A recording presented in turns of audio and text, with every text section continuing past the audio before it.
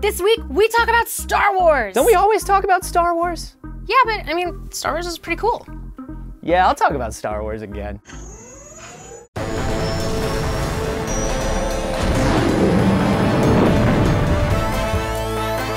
This week on the Star Wars Show, Andy sits down with Regal Robot's Tom Spina. We go down to the mocap stage and play with K-2SO. And much, much more. Now, from the Lucasfilm headquarters, it's the Star Wars Show. Hey, I'm Anthony Carboni. And I'm Andy Gutierrez. Welcome to the Star Wars Show, a show that laughs in the face of anyone that says, hey, you can't make a weekly show about Star Wars, there's not enough news or information out there. Yeah, to which we say, ha! Ha! If you stare them down, they believe you. Through dominance. We're going to the news. San Diego Comic-Con is less than a month away, and our friends at Gentle Giant are bringing 2 exclusive 40th anniversary minibusts with them. The first is of Luke Skywalker in his X-Wing pilot suit from A New Hope, as well as Darth Vader. Red lenses and all. This Dexter Jetster is just here because I like Dexter Jetster. The 1/6 scale hand-painted polyresin busts are individually numbered and come with a certificate of authenticity by artist Brian Rood. For more information, check out this link. Marvel Comics revealed interior pages and the cover for its upcoming Captain Phasma miniseries. All right, Four high fives. We're excited. The 4-part story, written by Kelly Thompson with art by Marco Cicchetto, bridges the gap between The Force Awakens and The Last Jedi. Specifically telling us what happened to Captain Phasma when she was sent to the trash chute. And you can read all about it when Marvel's Captain Phasma is released this September. Finally, in a bit of self-serving begging to a very small, very specific audience that may or may not be watching this right now, we have a plea. Hello, primetime Emmy voters. I'm Anthony Carboni. And I'm Andy Gutierrez. You may have seen the nomination ballots, which are due this week. And you might have also seen that the Star Wars Show is up for Outstanding Short-Form Variety Series. Or that Rebels Recon is up for Outstanding Short-Form Nonfiction or Reality Series. Or that the Rogue One Red Carpet live stream and both Star Wars Celebration live streams from London and Orlando are all up for Outstanding Informational Series or Special. You will nominate these programs to be nominated. We, really need these nominations to validate ourselves. Don't do this to her. Please, for the love of all that is Star Wars, consider us for a nomination! And scene. But seriously, if the 5 of you who are out there that can vote for us would vote for us, we would appreciate it. Be super cool. And for more breaking stories from around the galaxy, check out StarWars.com. I can see why you're up for so many Emmys because you are a very good performer. It's a team effort. It felt real to me.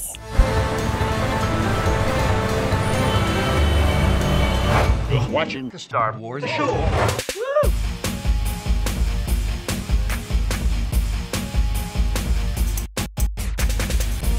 What's up? It's us, your coolest looking friends, who are feeling the most in shape right now. We are down here in the basement of the ILM Lucasfilm campus on the mocap stage where they have done some amazing visual effects work in video games and movies and television, and we get to hang out down here. Not just hang out, they are about to turn us into K2 What? live. Do some squats, do some lunges. We are wearing suits covered with all of these markers. There are IR cameras all around the room. If 3 of them can see a single one of these markers, then they know where the marker is. So they send all that data back to the K2 skeleton, and when we move, K2 moves. I'm walking like me, but I want to walk like K2. He had more of kind of like a loping thing about him. No! It's gotta be crazy to think about actually performing K2. Yeah. And being Alan and being on these stilts and trying to figure out, okay, well, he has these super long arms, so I know that my hands are actually 8 inches longer, and I know that these legs have to kind of move in a different way. It's fascinating. Are you talking about me? Now here's something that's really crazy. This is the magic mirror. This is a tool for performers to see one-to-one how their character looks. It's also kind of crazy because now I can see details of K2 that we would never see.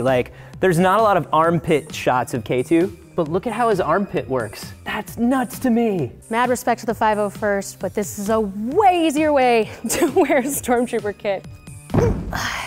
Sassy hips. What I like about being the Stormtrooper is I'm actually my size, pretty much. Style boy. I feel like I have a career ahead of me in this. Yeah? Yeah. Well, thank you to ILM for letting us come down and be really disrespectful with their super cool technology. It was probably the dumbest thing that's ever happened down here. Look at him, he's heading for that small moon. That's no moon. Hey guys, welcome my friend Tom Spina to the show.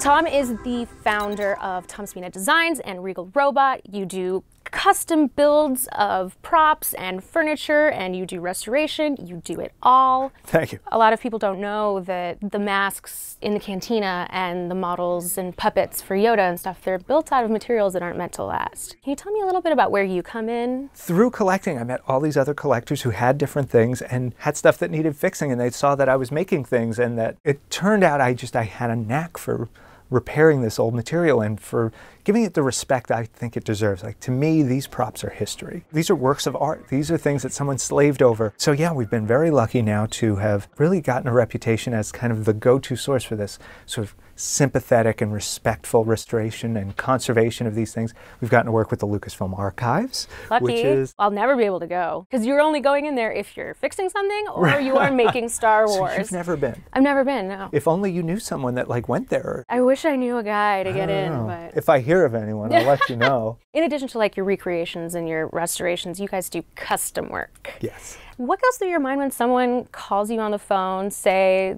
some guy at StarWars.com, and says, I need you to take this t-shirt cannon and make it a Star Wars t-shirt cannon? Those kind of calls kind of go like this.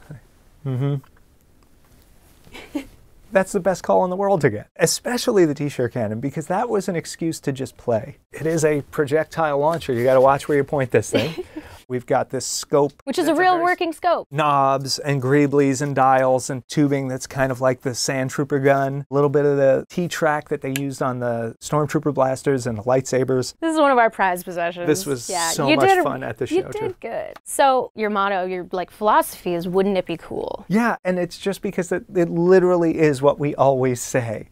You know, like, oh, you know, it'd be cool. Or like, wouldn't it be cool if, and it's just always something cool happens out of that. So let's move on to your newer projects. Yeah. Tell me a little bit about what differentiates Regal Robot from Tom Spina Design. We had long worked on this idea of taking the visual language of Star Wars and putting it into the home, putting it into people's offices, doing fun, cool things that are Star Wars inspired. Celebration was kind of like your first like big... That was our display. Yeah, that was our big like coming out party. It was our debut. We still make a lot of our stuff by hand. We're not mass producing this stuff overseas or anything like that. Like, most of our pieces are handmade by us. Everybody loved Dewey the Dewback sofa. Everybody loved the Mandalorian skulls that we had made. So we do have some of your Mythosaur skulls here. So I got the little guy. I've got the big daddy. I got the big guy. So yeah, one of the things we have under our license, in addition to the bigger furniture stuff, is art and three-dimensional art, like sculpture and wall hangings and things like that. This is something we know the logo, but we've never seen it in this form. Right. And you know, here's this just really cool, realistic interpretation of it, loaded with detail, and to me, it's just got character. The fissures in between the plates and the bones, and like all of the cavities inside. We try and keep to the anatomical stuff. This is where, you know, we take our FX history and we put it into the products now. That's super fun. So yeah, so we've got both of these. They're both now shipping. I know quite a few Mandos who would be interested. And if people are interested, they can find them on our website. So that's regalrobot.com. regalrobot.com. Last week, we wanted to know who your favorite Star Wars dads were, and we got a staggering amount of answers. Like frequent commenter and YouTuber Star Wars Explained, who said his own father turned him into a huge Star Wars nerd. So did mine. Yeah. William Tingerthal shared his love of Chewie's legendary dad, Itchy, while Angel Rivers said Chairman Papa Noida, which if you think about it is the granddaddy of all Star Wars, because it's George Lucas. Abby Gleason and Nemo Knox went Rogue One, highlighting fatherly scenes for Galen Erso and Bail Organa. And finally, Battlefront 2 writer and friend of the show, Mitch Dyer, said Anthony Scordy's Admiral Garrick Versio, aka Janina's Dadmiral. Aw, love that Mitchy D. Yeah, Dadmiral, that's fun. Thanks for watching, and may the Force be with you. Although in the future, Mitch, EA has to go through the same sponsorship channels as everybody else to get a mention on the show, okay? We know you got the cash. How do face mites mate? Hi, I'm Anthony Carboni. And I'm Andy Gutierrez, and these are my face mites. 3, 2. Hi, I'm Anthony Carboni. 3, 2. No. 3, 2. Hi, I'm Anthony Carboni. I'm sorry.